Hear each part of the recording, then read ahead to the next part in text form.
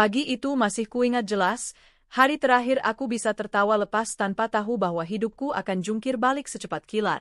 Matahari menembus jendela besar ruang keluarga, menyinari meja makan panjang yang penuh dengan hidangan sarapan. Aku duduk di ujung meja, menatap wajah suamiku, Arman, yang kala itu sibuk dengan telepon genggamnya. Senyumku tidak berbalas, hanya gumaman singkat yang keluar dari bibirnya. "Sayang, kau tidak makan?" tanyaku sambil menyodorkan piring berisi roti panggang. "Nanti saja, aku buru-buru." "Ada rapat," jawabnya tanpa menoleh, jari-jarinya sibuk mengetik pesan. Aku menarik napas panjang. Begitulah Arman, lelaki yang dulu membuatku jatuh cinta karena keramahannya, kini lebih banyak menatap layar ponsel ketimbang wajah istrinya. Tapi aku berusaha memahami. Kami sudah menikah lebih dari 8 tahun, dan mungkin inilah fase di mana kebiasaan dan kesibukan mulai menutupi rasa cinta yang dulu membara. Aku mengabaikan rasa kecewa yang menusuk. Hari itu aku berencana meninjau proyek yayasan yang sedang kujalankan, pembangunan sekolah gratis untuk anak-anak kurang mampu. Hidupku memang penuh dengan kesibukan sosial, di luar dari perusahaan besar yang kupimpin. Namun aku tetap ingin Arman merasa diperhatikan. Setelah sarapan seadanya, aku mengambil kunci mobil dan pamit. Arman hanya mengangkat tangannya singkat, bahkan tak menoleh. Ada rasa asing yang menyelinap di hatiku, tapi ku tepis. Aku memilih fokus pada perjalanan panjang keluar kota. Mobilku melaju di jalan tol, melintasi padatnya kendaraan. Radio memutar lagu sendu, membuatku hanyut dalam lamunan. Aku tak menyadari sebuah truk besar melaju kencang dari sisi kanan. Dalam sekejap, suara klakson membelah udara. Aku menoleh, mataku membelalak. Ya Tuhan! Benturan keras terjadi. Mobilku terguncang hebat, tubuhku terhempas, lalu semuanya gelap. Hening. Tak ada suara, tak ada cahaya. Dunia seakan terputus. Entah berapa lama aku terperangkap dalam kegelapan itu. Hanya ada suara samar, seperti orang-orang berbicara jauh di kejauhan. Terkadang ku dengar tangisan, terkadang doa, terkadang suara asing yang tak kukenal. Aku ingin membuka mata, tapi tubuhku tak bergerak. Apa dia bisa sadar lagi, Dok? Suara perempuan, lirih, penuh cemas. Kita tak bisa memastikan. Pasien dalam kondisi koma. Semua bergantung pada respons tubuhnya, jawab seorang dokter. Koma. Kata itu berulang-ulang terngiang di kepalaku. Jadi aku tidak mati? Aku hanya terjebak di antara hidup dan mati? Hari demi hari berlalu, meski bagiku waktu terasa kabur. Sesekali kurasakan tangan seseorang menggenggam tanganku, hangat dan lembut. Kadang itu suara ibuku, kadang adikku. Tapi semakin lama, suara-suara itu jarang datang. Aku menunggu satu suara, suara Arman, suamiku. Namun makin hari makin jarang ku dengar. Beberapa minggu kemudian, samar-samar aku mendengar percakapan dua perawat di ruanganku. Kasihannya, suaminya jarang sekali datang. Awal-awal sih sempat tiap hari. Sekarang, entahlah, katanya sibuk. Padahal istrinya yang biayai semua perawatan ini. Kalau bukan karena tabungan dan asuransi atas nama pasien, mungkin sudah terlantar. Hatiku perih. Jadi benar, Arman jarang datang menjenguk. Bahkan dalam kondisi seperti ini, ketika aku tak bisa berbuat apa-apa, dia memilih sibuk. Sibuk dengan apa? Rapat? Pekerjaan? Atau sesuatu yang lain? Waktu berjalan. Aku tak tahu sudah berapa lama. Sampai akhirnya, pada suatu sore, aku mendengar percakapan yang membuat jantungku, yang bahkan masih lemah, berdetak kencang. Aku dengar Pak Arman sudah menikah lagi, suara seorang perawat berbisik pada temannya. Serius? Dengan siapa? Perempuan muda, katanya mantan sekretarisnya. Bahkan mereka sekarang tinggal di rumah besar itu. Ya ampun, bukannya rumah itu milik Bu Maya? Iya, tapi kan beliau masih koma. Jadi kayak dikuasai gitu. Aku ingin berteriak, ingin membuka mata, ingin menolak kenyataan itu. Tapi tubuhku masih tak berdaya. Air mata mengalir pelan dari sudut mataku. Jadi saat aku terjebak dalam koma, Arman justru menikahi perempuan lain, bahkan membawa istri mudanya ke rumahku sendiri. Hari berganti. Perasaan sakit bercampur dengan tekad yang tumbuh perlahan. Dalam diam, aku mulai bisa menggerakkan jariku sedikit. Dokter bilang itu tanda bagus. Aku tahu, lambat laun aku akan sadar sepenuhnya. Tapi ketika kesadaranku makin pulih, aku membuat keputusan besar.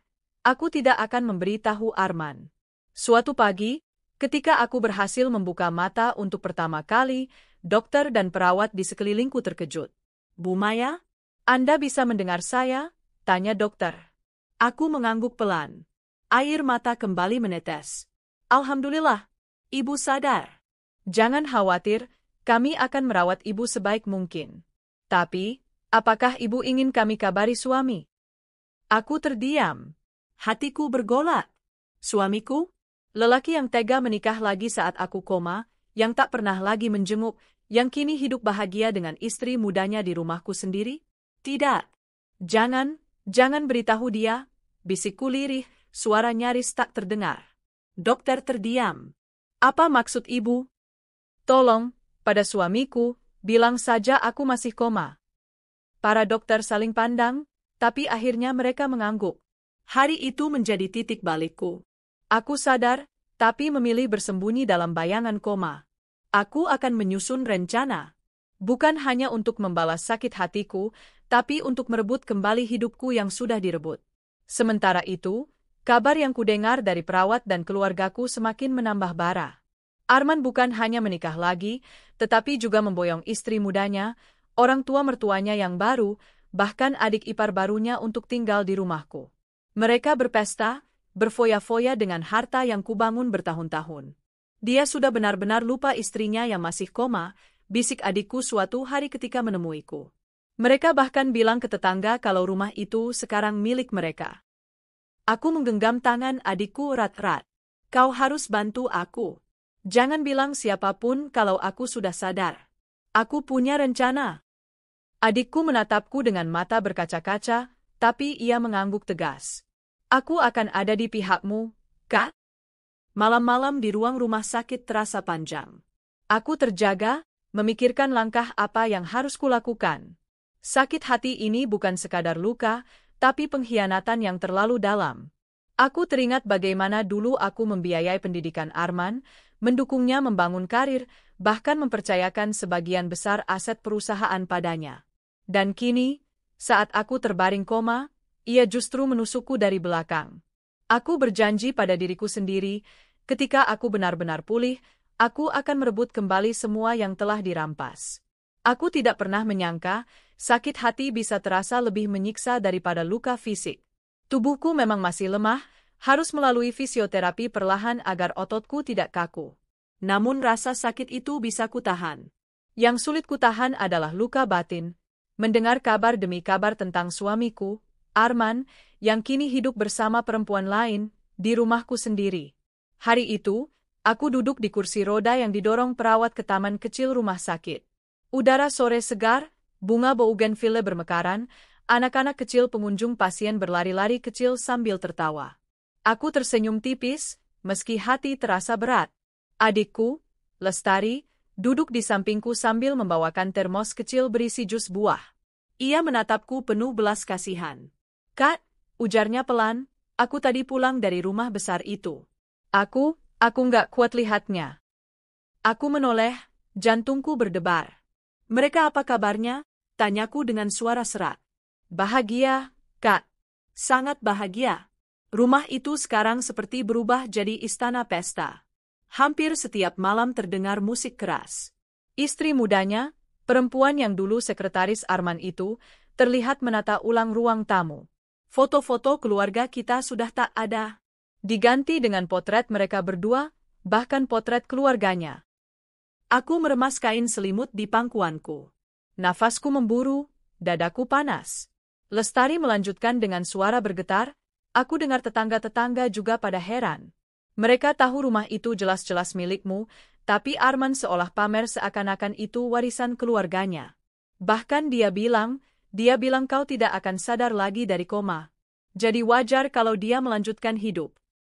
Mataku berkaca-kaca. Kata-kata itu menghantamku lebih keras daripada benturan mobil saat kecelakaan. Beberapa hari kemudian, Aku mendengar langsung percakapan dua tetangga yang kebetulan bertemu di taman rumah sakit. Aku mengenal mereka, Bu Ratna dan Bu Yuli, teman arisan yang sering datang ke rumahku dulu. Mereka tidak tahu aku sudah sadar dan duduk di kursi roda agak jauh. Kasihannya, Bu Maya. Suaminya malah kawin lagi, kata Bu Ratna dengan nada berbisik. Iya, aku juga dengar. Itu sekretarisnya sendiri kan? Astaga, betapa tega, jawab Bu Yuli. Dan mereka tinggal di rumah Bu Maya. Coba bayangkan, rumah sebesar itu dipakai untuk keluarga barunya. Padahal Bu Maya yang punya semuanya. Memang dasar laki-laki. Kalau aku jadi Bu Maya dan sampai sadar nanti, aku bakal usir mereka. Aku menunduk, air mata menetes ke pangkuanku. Dunia seolah menertawakanku. Orang-orang membicarakan hidupku seakan aku sudah tidak ada. Malamnya, aku merenung lama di ranjang rumah sakit. Lampu temaram, suara mesin infus berdetak pelan. Aku menggenggam selimut erat-erat, tubuhku bergetar bukan karena dingin, melainkan amarah yang mulai membara. Arman, bisikku lirih. Kau kira aku akan diam? Kau kira aku akan mati begitu saja? Tidak. Aku akan bangkit.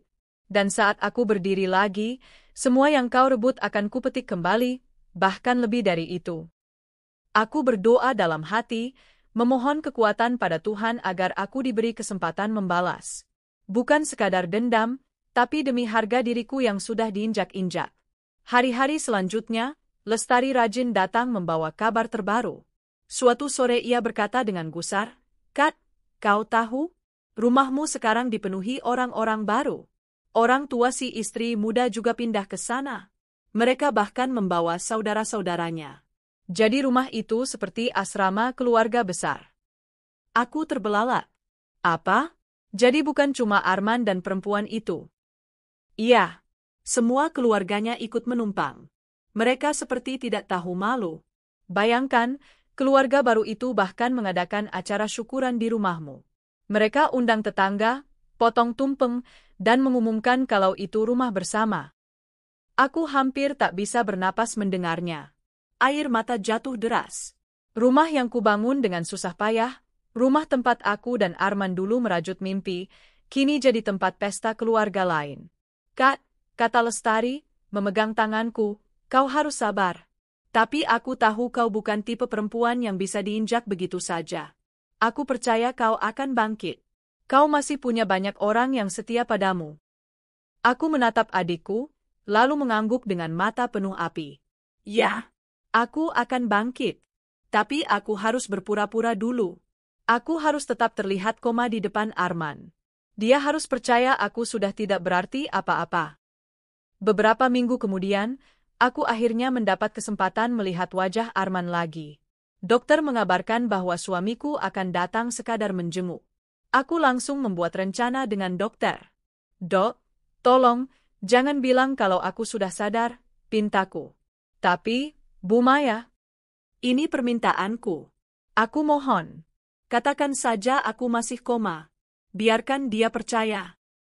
Dokter tampak ragu, tapi akhirnya mengangguk. Ketika pintu kamar terbuka, aku mendengar suara langkah yang dulu sangat kukenal. "Arman." Aku menahan napas, berusaha mengendalikan emosiku. Aku berbaring kaku, menutup mata, berpura-pura masih tak sadarkan diri. "Bagaimana kondisinya?" Suara Arman terdengar datar, tanpa getar emosi. "Masih sama, Pak. Belum ada perkembangan signifikan," jawab dokter sesuai skenario. Arman menghela napas singkat. "Ya sudah, tolong jaga baik-baik. Biayanya kan sudah ditanggung." Lalu, ia melangkah pergi. Tidak ada genggaman tangan. Tidak ada ciuman di kening. Tidak ada doa lirih. Hanya satu kalimat singkat, seperti berbicara pada pasien asing. Hatiku hancur. Tapi di balik hancur itu, ada tekad yang makin kuat. Ia benar-benar sudah melupakanku. Baiklah. Jika itu pilihannya, maka aku tidak akan memberi kesempatan kedua.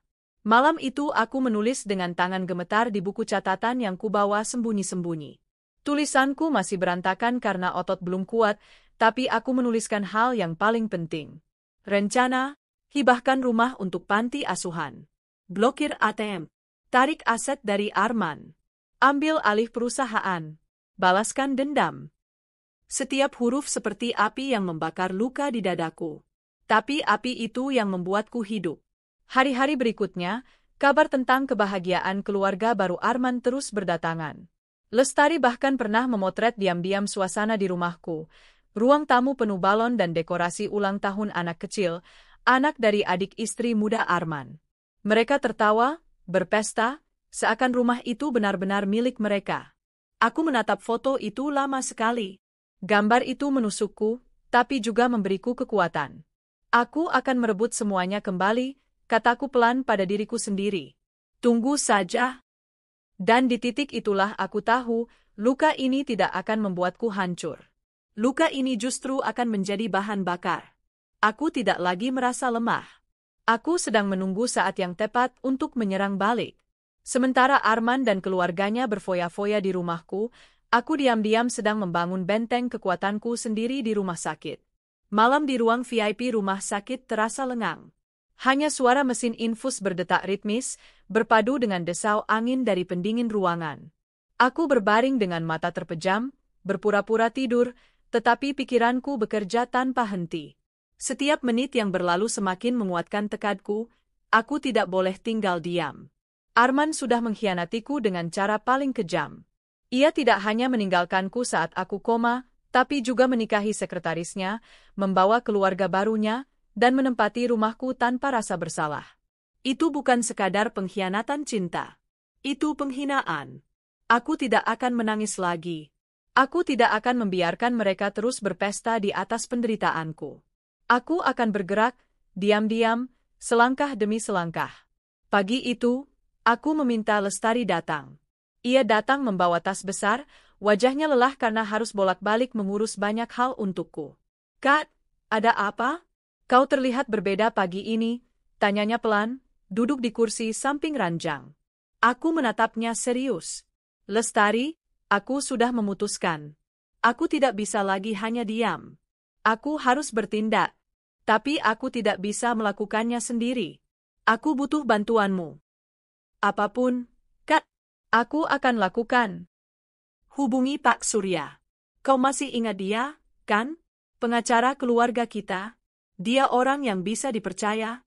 Katakan padanya, aku ingin bertemu, tapi secara rahasia. Jangan sampai Arman tahu kalau aku sudah sadar. Lestari mengangguk cepat. "Baik, Kak. Aku akan atur. Tapi bagaimana kau akan bertemu? Bukankah kau masih harus terlihat koma?" Aku tersenyum tipis. Dokter dan perawat di sini sudah sepakat membantuku. Mereka akan merahasiakan keadaanku dari siapapun di luar lingkaran kita. Hari itu juga, Lestari berhasil mengatur pertemuan rahasia. Malam harinya, ketika rumah sakit sudah lebih sepi, Pak Surya datang. Ia pria parubaya dengan rambut memutih di sisi, namun matanya tajam penuh wibawa. "Bu Maya," ucapnya sambil menunduk hormat, "saya terkejut sekaligus lega mendengar kabar ibu sudah sadar. Tapi, mengapa masih berpura-pura koma?" Aku menatapnya dalam. Karena di luar sana, Arman sedang berpesta di atas penderitaanku. Aku ingin ia terus percaya aku tak berdaya. Sementara itu, aku akan merebut kembali segalanya. Pak Surya menarik napas panjang. "Saya mengerti. Jadi, apa rencana ibu?" Aku mengambil map yang Lestari siapkan. Tangan masih lemah, tapi suaraku tegas. "Pertama, rumah besar itu. Aku tidak mau lagi rumah itu dipakai Arman dan keluarganya. Aku akan hibahkan rumah itu untuk panti asuhan. Buatkan surat legalitas secepatnya. Aku ingin ketika mereka terbangun suatu pagi, mereka bukan lagi pemilik sah rumah itu." Mata Pak Surya berbinar, kagum. "Itu langkah berani, Bu. Baiklah, saya akan urus akta hibahnya. Saya kenal notaris terpercaya." "Bagus, lanjutku. Kedua, rekening bank. Semua ATM, kartu kredit, dan akses keuangan atas namaku yang selama ini kuberikan ke Arman harus segera diblokir. Aku ingin semua akses ditarik kembali. Aku tahu ia memanfaatkan itu untuk hidup mewah dengan istri mudanya. Sudah cukup. Aku akan cabut semuanya." Pak Surya mencatat dengan teliti. Dan ketiga, aku tersenyum pahit. Perusahaan. Aku tahu selama aku koma, Arman mencoba menguasai posisi di Dewan Direksi. Itu harus segera diakhiri. Aku ingin surat resmi bahwa aku kembali aktif sebagai pemilik sah dan CEO. Dan aku akan menyiapkan keputusan pemecatan untuknya. Lestari menatapku dengan mata berkaca-kaca, antara kagum dan iba. Kat, kau benar-benar siap untuk semua ini? Aku menoleh padanya, nada suaraku dingin namun mantap. Aku sudah mati sekali, Lestari. Dan ketika seseorang diberi kesempatan hidup kedua, ia tidak akan menyia-nyiakan. Arman harus belajar bahwa aku bukan perempuan yang bisa diinjak-injak.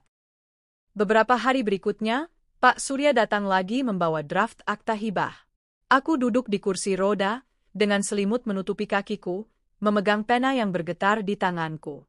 Bu, ini akta hibah rumah kepada Yayasan Cahaya Kasih, panti asuhan yang Ibu bina sejak lama. Jika Ibu tanda tangan, secara sah rumah itu bukan lagi milik pribadi, melainkan yayasan. Aku menatap kertas itu lama. Dalam benakku, terbayang wajah anak-anak yatim yang sering kutemui, tawa mereka yang tulus, senyum mereka yang penuh syukur. Aku lebih rela rumahku menjadi tempat mereka, daripada menjadi sarang pesta pengkhianat. Dengan tangan gemetar, kutorehkan tanda tanganku. Air mata menetes, bukan karena sedih, tapi lega. Selesai, ucapku pelan. Pak Surya menatapku dengan hormat. Mulai hari ini, rumah itu bukan lagi milik Arman. Jika ia mencoba mengusir panti asuhan, ia akan berhadapan dengan hukum. Aku mengangguk. Hatiku bergetar, membayangkan wajah Arman dan istri mudanya ketika mereka tahu rumah itu sudah lepas dari genggaman mereka. Langkah berikutnya adalah keuangan. Aku tahu Arman selama ini hidup mewah karena akses ke rekeningku. Seluruh biaya pesta, liburan, bahkan mungkin perhiasan untuk istri mudanya, semua dari uangku. Suatu siang, Lestari datang membawa laptop dan beberapa dokumen. Ia duduk di samping ranjang, membuka layar yang menampilkan akun bank. Kak, semua rekeningmu sudah kuakses kembali.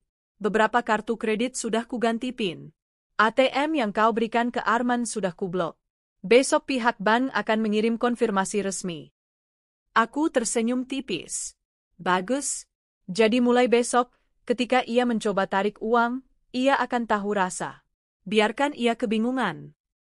Aku bisa membayangkan wajah Arman di mesin ATM, menatap layar yang menolak transaksinya. Atau telepon marahnya ke bank, hanya untuk diberitahu bahwa semua akses sudah diblokir oleh pemilik sah, aku. Itu hanya langkah kecil, tapi memuaskan. Langkah terakhir, dan paling besar, adalah perusahaan. Aku adalah pendiri sekaligus CEO perusahaan yang membesarkan namaku. Saat aku koma, Arman mencoba mengambil alih. Aku mendengar dari Lestari bahwa ia sering menghadiri rapat direksi, bersikap seolah-olah ia pemilik sah. Tidak lagi, Pak Surya, kataku tegas dalam pertemuan berikutnya, siapkan dokumen resmi yang menyatakan aku kembali aktif sebagai CEO. Lengkapi dengan keputusan direksi untuk mencabut segala wewenang sementara yang pernah diberikan pada Arman. Baik, Bu. Saya juga akan siapkan surat pemecatan. Tapi apakah Ibu ingin mengumumkan sekarang? Aku menggeleng. Belum. Aku ingin tunggu sampai saat yang tepat. Biarkan ia merasa aman dulu. Ketika waktunya tiba, aku akan berdiri di depan seluruh direksi dan memecatnya dengan tanganku sendiri. Pak Surya mengangguk mantap. Beberapa kali setelah itu, Arman datang lagi ke rumah sakit.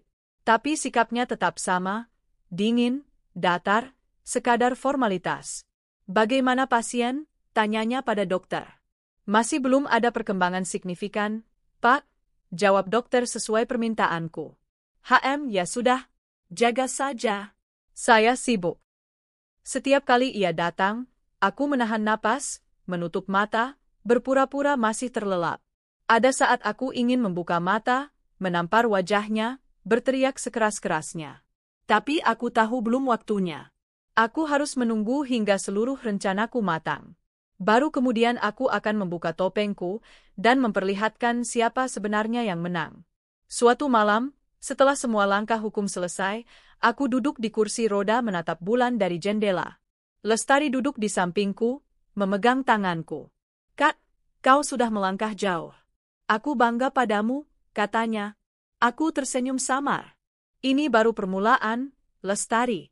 Aku ingin melihat mereka kehilangan segalanya.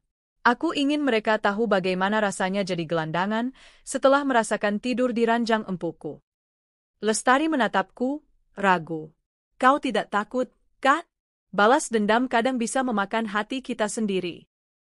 Aku terdiam sejenak. Aku tidak membalas karena benci saja, Lestari. Aku melakukannya karena harga diriku. Aku bukan perempuan yang bisa dibuang begitu saja. Jika aku diam, mereka akan terus menginjakku. Aku tidak mau jadi korban. Aku akan jadi pemenang. Malam itu aku tidur dengan senyum tipis di wajahku. Untuk pertama kali sejak kecelakaan, aku merasa tidak lagi lemah. Aku sedang menyusun panggung besar. Dan aku tahu, suatu hari, Arman akan menyesali semua tindakannya. Karena aku, istri yang ia kira sudah lumpuh dan tak berarti, sedang bangkit untuk merebut kembali segalanya. Pagi itu, udara terasa berbeda. Di rumah besar yang dulu menjadi saksi kebahagiaan rumah tangga kami, kini bergema suara tawa sinis perempuan muda dan keluarganya. Perabotan antik peninggalan keluargaku dipakai sembarangan. Vas bunga porselen yang dulu kubawa langsung dari Italia berubah menjadi tempat sumpit dan botol saus murahan. Meja makan panjang yang pernah kugunakan untuk menjamu para kolega bisnis kini dipenuhi tumpahan minyak, bekas sayur berkuah, dan piring-piring kotor yang dibiarkan berhari-hari. Rumah itu, yang dulu begitu terawat, kini seperti tak berjiwa. Aku menatap foto rumahku di layar tablet yang dibawa salah satu stafku. Mereka diam-diam mengambil gambar saat datang memantau keadaan. Hatiku perih, tapi aku sudah tak lagi ingin menangisi nasib. Hari ini adalah hari pembalasan. Bu, semua surat hibah sudah sah. Notaris juga sudah mengesahkan dokumen. Rumah ini sepenuhnya menjadi hak panti asuhan. Jadi kalau ibu mengizinkan, kami bisa langsung mengeksekusi, ujar Sinta, sekretarisku yang paling setia. Aku tersenyum kecil, menahan emosi yang bergolak. Lakukan, jangan tunda lagi. Aku ingin mereka tahu, rumah itu bukan lagi tempat mereka berpesta. Itu tempat untuk anak-anak yang benar-benar membutuhkan kasih sayang, bukan orang-orang tak tahu diri. Sinta mengangguk. Baik, Bu. Kami akan bergerak hari ini juga. Pagi menjelang siang. Suami, Arman, duduk santai di ruang tamu dengan wajah congkak. Istri mudanya, Lela, memamerkan tas baru pada keluarganya. Uang dari kartu ATM milikku yang selama ini ia kuasai, mereka hamburkan tanpa rasa bersalah. Mas, aku pikir kita bisa renovasi kamar belakang. Jadi kalau Mama mau tinggal di sini lebih lama, lebih nyaman. Lagi pula rumah ini kan luas banget, sayang kalau nggak dipakai, ujar Lela manja. Arman hanya mengangguk sambil menyesap kopi. Terserah kamu. Rumah ini kan sekarang kita yang punya. Kalau butuh biaya, tinggal tarik saja dari ATM. Uang istri tua itu masih banyak. Mereka tertawa. Namun, tawa itu segera buyar saat bel pintu berbunyi keras. Seorang pria tegap berseragam rapi masuk bersama beberapa staf perusahaan yang dulu sering menemaniku. Mereka membawa map tebal dan surat resmi. Selamat siang. Kami dari kantor hukum Ibu Maya, kata pria itu tegas. Arman mengernyit. Ibu Maya? Maksud kalian istri saya yang sudah koma itu? Untuk apa datang ke sini? Rumah ini sekarang milik saya dan keluarga saya. Pria itu menatapnya dengan senyum tipis. Mohon maaf, Pak Arman. Justru kami datang untuk menginformasikan secara resmi. Berdasarkan akta hibah yang sudah disahkan notaris dan terdaftar di Badan Pertanahan, rumah ini sudah bukan lagi milik Anda, melainkan milik Yayasan Panti Asuhan Cahaya Bunda. Suasana mendadak hening. Wajah Lela pucat, keluarganya saling pandang kebingungan. Apa? Tidak mungkin. Ini rumah suami saya. Suamiku yang berhak atas ini semua, karena istrinya, ya, istri tuanya itu, sudah koma. Dia sudah nggak bisa ngapa-ngapain lagi, seru Lela setengah histeris. Petugas hukum mengangkat dokumen dan menunjukkannya. Ini akta resmi, Bu. Silakan dibaca. Sudah ada tanda tangan, cap notaris, dan persetujuan dari pihak rumah sakit. Segala administrasi sah secara hukum. Arman berdiri, wajahnya merah padam. Tidak mungkin. Ini rumah saya. Saya sudah tinggal di sini, berarti hak saya. Kalian kira bisa seenaknya mengusir saya? Petugas hukum tetap tenang. Kami tidak berniat ribut, Pak. Kami hanya melaksanakan apa yang sudah menjadi hak sah dari pemilik baru, yakni Yayasan Panti Asuhan. Kami mohon Anda dan keluarga segera meninggalkan rumah ini. Kami beri waktu 1 minggu untuk mengemasi barang-barang pribadi. Jika tidak, kami akan menempuh jalur hukum dan meminta bantuan aparat kepolisian. Lela memekik. Mas, katakan pada mereka. Rumah ini milik kita. Kamu kan suaminya. Kamu berhak atas semua harta istrimu. Aku yang mendengarkan semua itu lewat panggilan video bersama Sinta hanya bisa tersenyum pahit. Yah, itulah wajah asli mereka. Mereka pikir menikah denganku berarti bisa memiliki seluruh hartaku. Ini tidak adil. Maya sudah koma, tidak mungkin dia bisa mengurus hibah segala. Pasti ini ulah kalian semua. Kalian menipu saya. Arman menunjuk wajah petugas hukum dengan penuh emosi. Namun pria itu tetap dingin. Pak Arman, jangan meremehkan Ibu Maya. Beliau memang sedang sakit, tapi beliau masih hidup, sadar, dan sehat secara hukum untuk mengambil keputusan. Semua dokumen ini sah. Dan lagi, Ibu Maya sendiri yang menandatangani surat hibah ini di hadapan notaris. Arman terdiam. Kata-kata itu menampar wajahnya. Untuk pertama kalinya, ia sadar bahwa aku tidak benar-benar mati atau hilang. Aku masih ada. Dan aku sedang bergerak. Mama, gimana nih? Kalau rumah ini diambil, kita tinggal di mana? Teriak adik Lela panik. Ibunya ikut bersuara, Mas Arman, kamu kan suaminya. Lakukan sesuatu. Jangan mau diusir begini saja. Lela menggenggam tangan suamiku erat-erat. Mas, tolonglah. Kita nggak punya tempat lain. Aku nggak mau jadi gelandangan. Kita harus lawan mereka. Arman menatap wajah-wajah panik itu, namun matanya kosong. Semua yang dulu ia banggakan, rumah megah, fasilitas mewah, kehidupan glamor, perlahan runtuh. Dan yang lebih menyakitkan, semua itu hancur bukan karena orang lain, melainkan karena diriku, istrinya yang selama ini ia hianati. Seminggu kemudian, eksekusi benar-benar dilakukan. Beberapa truk panti asuhan datang, membawa kasur, ranjang susun, meja belajar, dan lemari pakaian untuk anak-anak yatim. Mereka memasuki rumah itu dengan wajah ceria. Sementara di sisi lain, Arman dan keluarga barunya dipaksa mengangkut barang-barang mereka ke trotoar. Orang-orang sekitar menonton, sebagian berbisik-bisik, sebagian lagi menertawakan. Kasihannya, dulu sombong sekali, sekarang malah diusir. Itu kan rumah Bu Maya. Wajar kalau sekarang diambil alih lagi. Padan muka mereka. Lela menangis meraung-raung, memeluk tas bermerek yang ia beli dari uangku. Ibunya meracau, menyalahkan semua orang.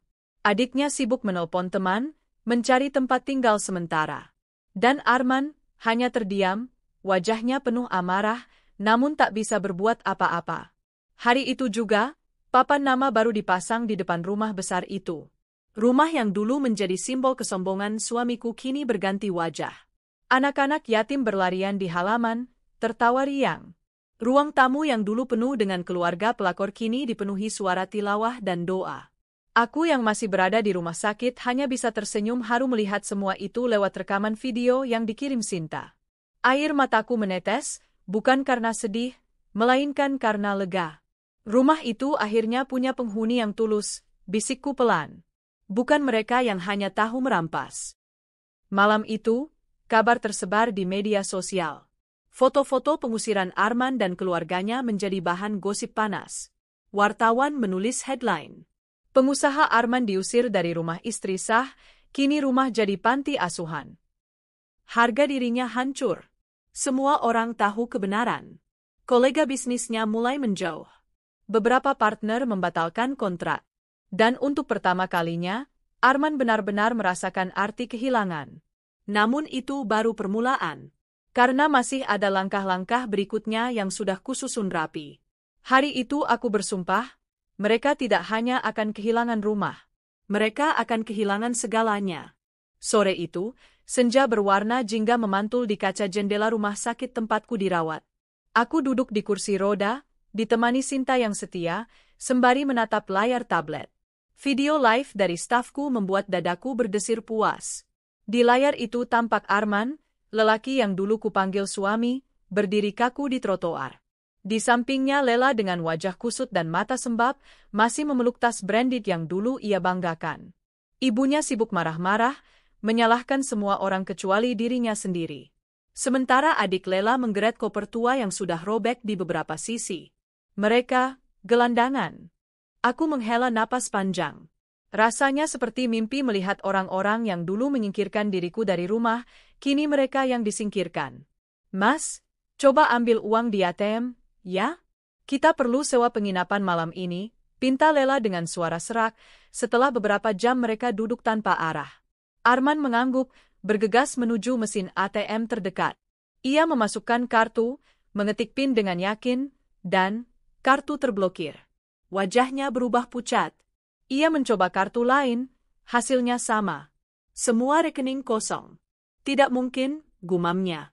Ia mencoba lagi, berkali-kali, sampai akhirnya mesin mengeluarkan slip kecil. Saldo Anda, 0 rupiah. Tangannya gemetar. Dunia seakan runtuh. Mas, kok lama? Tanya Lela yang sudah menunggunya dengan cemas. Arman menatap istrinya dengan wajah hancur. Semua rekening kosong. Semua sudah diblokir. Lela menjerit, Tidak mungkin. Kan kamu pegang semua uangnya. Gimana kita makan? Gimana kita bayar tempat tinggal? Arman hanya bisa menunduk. Dalam hatinya, ia tahu siapa yang melakukannya. Maya, istri yang dulu ia hianati. Kabar pengusiran mereka sudah tersebar luas. Wartawan menulis, media sosial penuh komentar pedas. Dasar laki-laki tak tahu diri, istrinya malah nikah lagi. Syukurin, rumah mewahnya sekarang jadi panti asuhan, jauh lebih bermanfaat. Pelakor sama banci harta, pantas diusir. Ketika mereka mencoba masuk ke kafe kecil di pinggir jalan untuk makan, pelayan berbisik-bisik sambil menunjuk mereka. Itu kan yang diberita kemarin? Suami pengkhianat sama pelakor. Ya ampun, mereka beneran miskin sekarang? Kelihatan lusuh banget. Lela menutup wajah dengan syalnya, malu setengah mati. Ibunya marah-marah, menyuruh Arman menghardik orang-orang. Tapi apa daya? Semua tatapan penuh ejekan membuat mereka tak betah duduk lama. Mereka pun keluar dengan perut tetap lapar.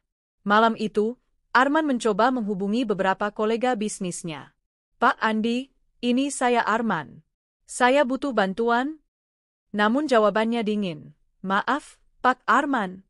Dengan kondisi Anda sekarang, saya tak bisa melibatkan diri. Nama Anda sudah buruk di publik. Kami tak mau terseret. Ia mencoba lagi. Pak Joko, saya masih bisa urus proyek kemarin kalau. Cukup, Arman. Semua kontrak sudah diputus. Jangan hubungi saya lagi. Telepon-telepon berikutnya pun sama. Tak ada yang mau menolong. Mereka yang dulu menyanjung Arman kini berbalik menjauhi. Akhirnya, dengan sisa uang tunai yang ada di dompet, mereka menyewa kontrakan sempit di pinggir kota. Ruangan hanya 3 x 4 meter, atapnya bocor, lantainya dingin tanpa keramik. Lela mengeluh setiap hari. Mas, aku nggak betah. Bau, panas, sumpek. Aku nggak mau hidup kayak gini. Ibunya ikut menimpali. Arman, kamu suami macam apa? Katanya pengusaha sukses, tapi sekarang malah bikin anak saya sengsara begini. Arman hanya bisa terdiam, kepalanya pening. Hidup yang dulu serba mewah kini berganti jadi Aku menyaksikan semua itu dengan mata kepala sendiri lewat laporan stafku. Aku tahu ini terdengar kejam, tapi jujur ada kepuasan tersendiri. Akhirnya mereka merasakan apa yang kualami, kataku pada Sinta. Sinta mengangguk. Bu, mereka bahkan lebih menderita. Dulu ibu masih punya orang-orang setia di samping ibu. Tapi mereka? Semua orang menjauh. Aku tersenyum getir. Benar, Sin. Bedanya, aku masih punya harga diri. Mereka? Sudah habis tak bersisa. Beberapa minggu berlalu, masalah demi masalah datang. Lela mulai sering mengomel. Mas, kamu kan laki-laki. Harusnya kamu bisa cari cara biar kita kaya lagi. Masa iya kita terus hidup miskin begini? Aku nggak tahan. Arman mulai marah. Kamu pikir gampang? Semua akses sudah diputus. Maya sudah tarik semua aset. Aku bahkan nggak bisa masuk ke perusahaan lagi. Pertengkaran itu makin sering. Teriakan mereka terdengar sampai tetangga. Anak-anak kecil di gang bahkan mengejek. Itu tuh pelakor sama suami maling harta. Haha. Lela semakin stres. Ia merasa menyesal, tapi gengsinya menahan diri untuk mengaku salah. Sementara itu, aku masih pura-pura koma di mata Arman. Rumah sakit tidak memberi kabar tentang keadaanku. Arman tak pernah sekalipun datang menjenguk. Mungkin ia sudah malu, mungkin juga ia terlalu sibuk mengurus hidupnya yang berantakan. Tapi aku tahu, di dalam hatinya, ia pasti dihantui oleh bayangan diriku. Ia sadar, semua yang ia alami sekarang adalah akibat dari pengkhianatan pada seorang istri yang dulu ia abaikan. Suatu malam, hujan deras mengguyur. Atap kontarman bocor di sana-sini. Air merembes ke lantai, membasahi kasur tipis tempat mereka tidur. Lela menangis meraung. Mas, aku nggak tahan lagi. Dulu aku bisa tidur di ranjang empuk, sekarang aku harus tidur di kasur basah penuh tikus. Untuk apa aku menikah sama kamu kalau ujung-ujungnya begini? Ibunya ikut menjerit, Arman, kembalikan hidup anak saya. Kamu suami gagal. Arman duduk di sudut ruangan, kepalanya tertunduk, wajahnya basah entah karena hujan atau air mata. Untuk pertama kalinya, ia merasa benar-benar kalah. Dan aku tersenyum puas di kamar rumah sakit. Semuanya sudah sesuai rencana, bisikku. Rumah sudah jadi panti asuhan. Aset sudah kembali ke tanganku. Arman dan keluarganya jatuh ke titik terendah. Dan sebentar lagi, aku akan mengambil alih perusahaanku yang sempat ia kuasai. Balas dendam ini belum selesai. Tapi aku sudah bisa merasakan manisnya kemenangan. Hari itu, cahaya matahari terasa lebih hangat dari biasanya. Aku duduk di kursi roda dekat jendela rumah sakit, menatap keluar dengan tatapan berbeda. Bukan lagi seorang pasien koma yang rapuh, melainkan seorang perempuan yang siap mengambil kembali hidupnya. Bu, semua berkas legalitas sudah lengkap. Saham perusahaan sepenuhnya masih atas nama ibu. Semua surat kuasa yang pernah Pak Arman pegang sudah kami cabut secara resmi, jelas Sinta, sekretarisku, sambil meletakkan map tebal di pangkuanku. Aku membuka satu persatu dokumen itu. Tanda tanganku masih jelas. Perusahaan yang selama ini kubangun dengan keringat dan air mata, memang hanya milikku. Arman hanyalah bayangan, menumpang nama istrinya untuk merasa hebat. Bagus, Sin. Besok, kita kembali ke kantor. Aku ingin semua orang tahu, pemilik sah perusahaan ini bukan Arman, bukan siapa-siapa. Tapi aku, ucapku dengan suara penuh tekad. Sinta tersenyum lebar. Direksi sudah kami kabari. Mereka menunggu kehadiran ibu. Aku menggenggam tangannya erat. Hari ini, aku akan merebut kembali tahtaku. Dan di hadapan semua orang, Arman akan jatuh. Gedung pencakar langit itu berdiri megah di pusat kota. Logo perusahaanku masih terpampang besar di puncaknya. Sudah berbulan-bulan aku tak menginjakan kaki di sana. Hari itu, aku datang dengan rombongan staf setia, ditemani kursi roda dan semangat baru. Begitu aku memasuki lobi, semua karyawan yang melihatku langsung membelalakkan mata. Bu Maya, bisik mereka kaget. Bukannya beliau koma? Ya Tuhan, beliau kembali. Beberapa karyawan langsung berdiri, menunduk hormat. Ada yang menitikkan air mata haru. Suasana lobi mendadak berubah riuh. Suatu hari Arman menghampiriku, wajahnya penuh amarah.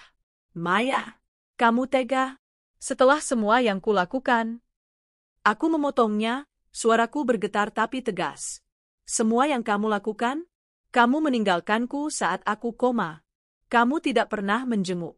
Kamu malah menikah lagi dan membawa perempuan itu ke rumahku. Kamu kira aku tidak tahu? Aku tahu semuanya, Arman. Dan sekarang, saatnya kamu merasakan akibatnya. Angin sore berhembus pelan, menggerakkan dedaunan rindang di halaman rumah besar yang dulu penuh dengan kenangan pahit, kini berganti fungsi menjadi tempat yang penuh dengan tawa anak-anak. Rumah itu telah resmi menjadi panti asuhan, dan suara keceriaan anak-anak yang bermain di halaman membuat udara seolah berbeda, lebih hidup, lebih bernyawa, lebih bermakna. Aku berdiri di beranda rumah itu, mengenakan baju sederhana, bukan lagi istri yang hidup dalam bayang-bayang kemewahan semu bersama suami yang mengkhianati. Kini aku berdiri sebagai diriku sendiri, seorang perempuan yang telah jatuh, terluka, tapi bangkit dengan harga diri yang utuh. "Bunda, ayo ikut main," teriak seorang anak kecil, mungkin berusia 7 tahun, sambil berlari ke arahku. Tangannya penuh tanah karena tadi mereka membuat benteng pasir sederhana di pojok taman. Aku tersenyum, meraih tangannya, lalu mengusap lembut rambutnya. "Nanti, sayang. Bunda ikut sebentar lagi. Sekarang kalian main dulu, ya?" Anak itu berlari kembali ke teman-temannya. Gelak tawa mereka mengisi halaman, membuatku sejenak lupa akan semua luka masa lalu. Tapi jauh di dalam hati, aku tahu bahwa inilah saatnya menutup semua bab lama. Beberapa minggu setelah perusahaanku kembali dalam genggamanku, aku mendengar kabar tentang suamiku dan istri mudanya. Hidup mereka benar-benar terpuruk. Rumah mewah sudah tidak ada, mobil disita, tabungan habis, bahkan keluarga si istri muda pun satu persatu menjauh. Mereka kini tinggal di sebuah rumah kontarman reot di pinggiran kota. Aku tidak mencarinya, tapi takdir membawaku bertemu.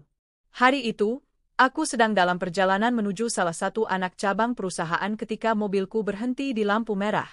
Dari kaca jendela, aku melihat sosok yang begitu familiar. Seorang pria dengan wajah lusuh, janggut tak terurus, bajunya kusam, menunduk meminta belas kasihan pada orang-orang yang lewat. Dadaku sesak. Itu dia, suamiku. Pria yang dulu begitu gagah, berwibawa, dan penuh percaya diri, kini menjadi pengemis jalanan. Astaga, aku berbisik, hampir tak percaya. Sopirku melirik melalui spion. "Ibu, itu sepertinya Pak Arman, ya?" Aku menutup mata sejenak, mencoba menenangkan diri. Ada gejolak aneh di hatiku, antara kasihan dan puas melihat karma bekerja. Aku tak turun, hanya memandanginya dari kejauhan. Lalu, saat lampu hijau menyala, mobil melaju, meninggalkan sosoknya yang masih berdiri di pinggir jalan, tangan terulur meminta belas kasihan. Beberapa hari kemudian, dia datang. Aku sedang di ruang kerja perusahaan ketika sekretarisku masuk dengan wajah cemas. "Ibu, ada seseorang yang memaksa ingin bertemu. Katanya ini penting sekali." Aku mengangkat alis. "Siapa?" Pak Arman, Bu." Degup jantungku bertambah cepat. Sekian lama aku bersembunyi, menyembunyikan kebangkitanku dari pandangannya, kini ia datang sendiri, dengan wajah penuh luka. "Suruh dia masuk," kataku akhirnya. Pintu terbuka. Sosok yang dulu kusebut suami itu masuk dengan langkah gontai. Pakaian yang ia kenakan sangat sederhana, wajahnya penuh keriput, tubuhnya kurus. Ia menunduk dalam, lalu berlutut di depanku. "Maya, maafkan aku." Suaranya parau, penuh kepedihan. "Aku hancur. Hidupku berantakan. Semua salahku. Aku meninggalkanmu saat kau koma, aku khianati cintamu, dan kini aku tidak punya apa-apa lagi." Aku hanya diam, menatapnya. Dalam hati, aku ingin marah, ingin menamparnya, ingin berteriak tentang semua penderitaan yang telah ia buat. Tapi justru air mataku menetes tanpa sadar. "Kau tahu, Arman," suaraku bergetar, "saat aku koma, aku hanya berharap kau ada di sampingku. Aku ingin merasakan genggaman tanganmu, ingin mendengar suaramu menyemangatiku. Tapi apa yang kau lakukan? Kau menikah lagi, kau bawa perempuan itu ke rumahku, bahkan keluarganya ikut menempati rumahku, makan dengan hartaku, tidur di kamarku. Dan aku terbaring sendirian, ditemani mesin-mesin rumah sakit." Arman menangis, terisak di lantai. Aku bodoh. Aku gelap mata. Perempuan itu merayuku, dan aku tergoda. Aku kira kau tak akan bangun lagi, aku kira kau tidak akan kembali. Aku menggeleng pelan. "Kalau kau benar mencintaiku, kau akan menungguku. Tapi kau memilih jalanmu sendiri. Dan sekarang, lihatlah hasilnya. Itu bukan kutukanku, Arman. Itu balasan atas pilihanmu sendiri. Dia meraih kakiku, memohon. Maya, beri aku kesempatan. Aku tak punya siapa-siapa lagi. Aku menyesal, sungguh menyesal. Aku menarik kakiku perlahan. Aku sudah memaafkanmu, Arman. Tapi memaafkan bukan berarti aku ingin kembali hidup denganmu. Jalan kita sudah berpisah. Aku sudah menemukan hidupku lagi, tanpa dirimu. Ia terdiam, wajahnya hancur. Setelah beberapa lama, ia bangkit, membungkuk, lalu keluar dengan langkah gontai. Itu adalah pertemuan terakhir kami. Hari-hari berikutnya, aku sibuk dengan perusahaan dan panti asuhan. Perusahaanku bangkit, perlahan kembali menjadi lebih besar dari sebelumnya. Para karyawan yang dulu dirugikan suamiku kini bekerja dengan semangat karena tahu aku benar-benar peduli. Sementara di panti asuhan, aku menemukan ketenangan. Anak-anak itu memanggilku, Bunda Maya, dan setiap kali mereka tersenyum, hatiku terasa hangat. Luka masa lalu seakan terobati oleh cinta tulus mereka. Suatu sore, seorang gadis kecil mendekatiku. Namanya Alina, berusia 9 tahun. Ia menarik ujung bajuku, lalu berkata polos, "Bunda, jangan sedih lagi ya. Kalau ada yang jahat sama Bunda, biarin aja. Tuhan pasti kasih balasan." Aku tersenyum, lalu memeluknya erat. "Kamu benar, sayang.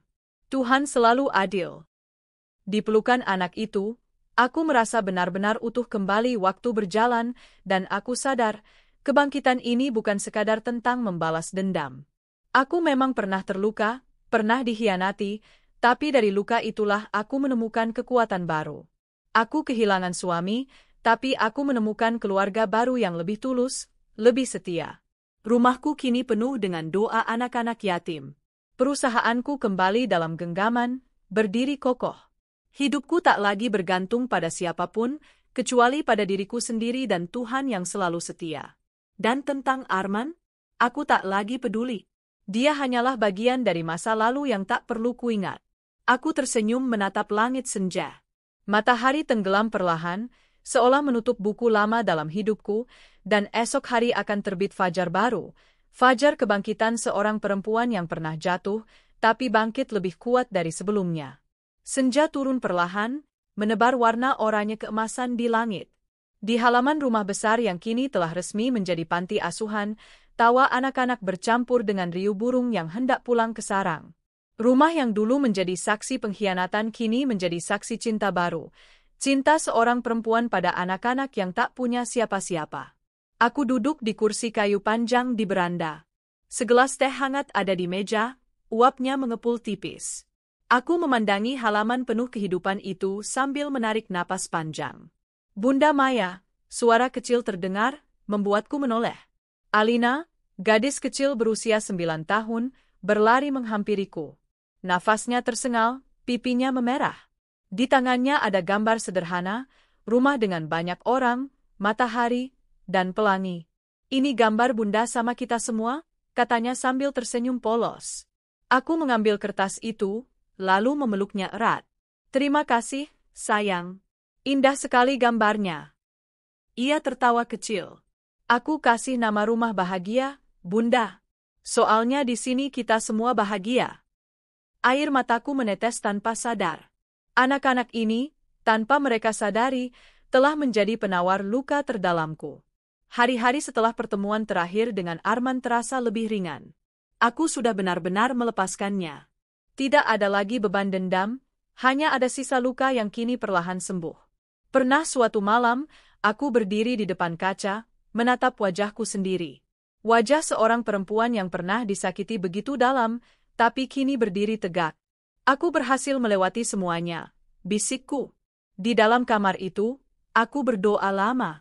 Bukan lagi doa agar Arman kembali, bukan doa agar luka cepat hilang, tapi doa agar aku diberi kekuatan untuk terus berjalan, membesarkan anak-anak panti, memimpin perusahaanku, dan menjalani hidup dengan hati yang lapang. Di kantor, suasana sangat berbeda. Para karyawan menyambutku dengan hangat. Setelah memecat Arman dan orang-orangnya, perusahaan seperti mendapat napas baru. Rapat-rapat berjalan lebih tertib, proyek kembali terarah, dan keuangan mulai pulih. Bahkan, beberapa investor yang sempat ragu kini kembali percaya. Bu Maya, kata salah satu manajer, perusahaan ini beruntung punya Anda. Kalau tidak, mungkin sudah runtuh sejak lama. Aku tersenyum tipis. Perusahaan ini bukan milikku seorang. Ini rumah kita semua. Selama kita bekerja bersama dengan hati yang jujur, perusahaan ini akan terus hidup. Mereka bertepuk tangan. Untuk pertama kalinya setelah sekian lama, aku merasa benar-benar dihargai bukan karena statusku sebagai istri seseorang, tapi sebagai diriku sendiri. Kabar tentang Arman sering sampai ke telingaku, meski aku tidak pernah mencarinya. Ia kini benar-benar jatuh. Bisnis yang coba ia jalankan bangkrut, istri mudanya kabur meninggalkannya bersama keluarganya. Suatu hari, aku mendengar ia sakit keras. Katanya tinggal di sebuah kontrakan sempit, hidup dari belas kasihan tetangga. Aku sempat berpikir untuk mengunjunginya, tapi hati kecilku menolak. Bukan karena aku tidak punya rasa kasihan, tapi karena aku tahu, setiap orang harus menanggung akibat dari pilihannya sendiri. Aku hanya bisa berdoa diam-diam. Semoga kau menemukan jalanmu sendiri, Arman. Hari-hariku kini dipenuhi dengan tawa anak-anak. Setiap pagi aku datang ke panti sebelum ke kantor. Aku sarapan bersama mereka, mendengar cerita kecil mereka, membantu mereka belajar, lalu berangkat bekerja dengan hati ringan. Suatu pagi, seorang anak bernama Raffi bertanya, "Bunda, kenapa Bunda baik banget sama kita? Padahal kita bukan anak Bunda." Aku menatap matanya dalam. Karena kalian semua adalah hadiah terindah dalam hidup Bunda. Kalian yang membuat Bunda kuat lagi. Anak-anak itu tersenyum, lalu memelukku. Dan di pelukan mereka, aku merasa lebih kaya daripada saat aku masih hidup dalam rumah mewah bersama Arman. Malam hari, saat semua anak sudah tidur, aku sering duduk sendirian di taman belakang rumah. Menatap langit, aku merenung tentang hidup. Dulu aku berpikir cinta adalah segalanya. Aku menyerahkan hidupku pada Arman, membiarkan dia mengatur banyak hal, bahkan membiarkan diriku dibutakan oleh rasa percaya. Aku tak pernah membayangkan ia akan mengkhianatiku. Tapi kini aku paham, cinta sejati bukan hanya soal pasangan. Cinta sejati adalah cinta pada diri sendiri, cinta pada orang-orang yang tulus, cinta pada kehidupan. Aku pernah koma, pernah ditinggalkan, pernah diperlakukan seolah aku sudah mati. Tapi kini aku hidup lebih dari sebelumnya.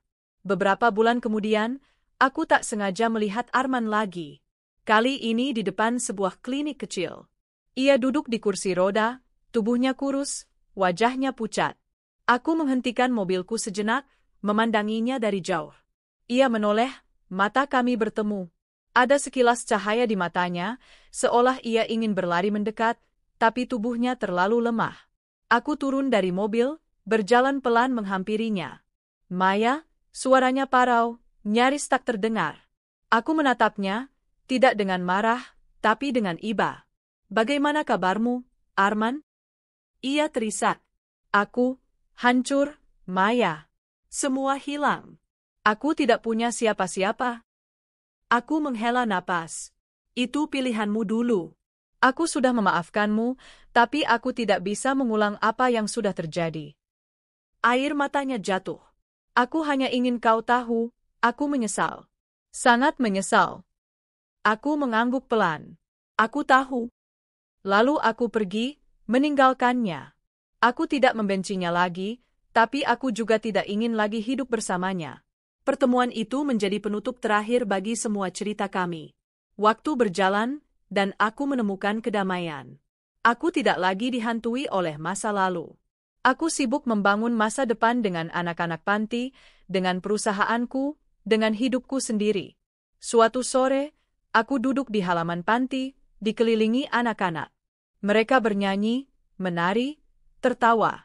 Dan aku ikut tertawa bersama mereka. Seorang pengurus panti berbisik, "Bu Maya, anak-anak ini beruntung sekali punya Anda." Aku tersenyum, menatap mereka. "Tidak. Justru aku yang beruntung punya mereka." Kini, saat aku menulis kisah ini dalam buku harianku, aku sadar, Aku tidak lagi perempuan yang sama dengan dulu. Aku bukan lagi istri yang ditinggalkan dalam koma, bukan lagi korban pengkhianatan. Aku adalah Maya, seorang perempuan yang pernah jatuh tapi bangkit, yang pernah kehilangan tapi menemukan lebih banyak, yang pernah terluka tapi kini menyembuhkan orang lain. Rumahku kini bukan lagi simbol kesombongan, tapi rumah kasih sayang untuk anak-anak yatim. Perusahaanku bukan lagi tempat permainan kekuasaan, tapi ladang kerja keras yang jujur. Dan hatiku kini penuh dengan cinta yang lebih murni, lebih tulus, lebih indah. Jika suatu hari nanti aku menutup mata, aku ingin dikenang bukan sebagai istri seorang pengkhianat, tapi sebagai perempuan yang mampu bangkit dari luka dan memberi cinta tanpa syarat kepada mereka yang paling membutuhkannya. Aku menutup buku harianku dengan senyum. Di luar, tawa anak-anak kembali terdengar, memenuhi udara dengan kebahagiaan. Dan aku tahu, inilah akhir yang sesungguhnya, bukan akhir dari hidupku, tapi awal dari perjalanan baru yang lebih indah.